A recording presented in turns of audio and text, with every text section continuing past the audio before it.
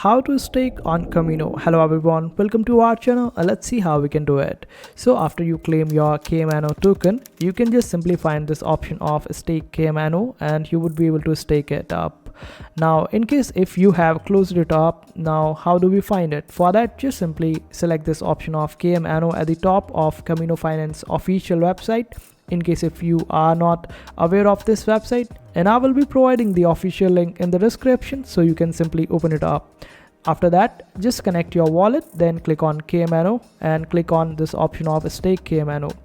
Now here you can select the option of stake KMNO, then select the amount that you want to stake, and after that just simply click on a stake and a transaction will start and you would need to confirm this particular transaction.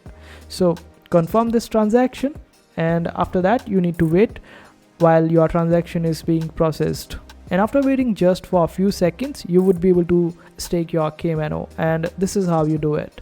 I hope this video was helpful. Make sure to hit that like button and also subscribe to our channel for more helpful videos.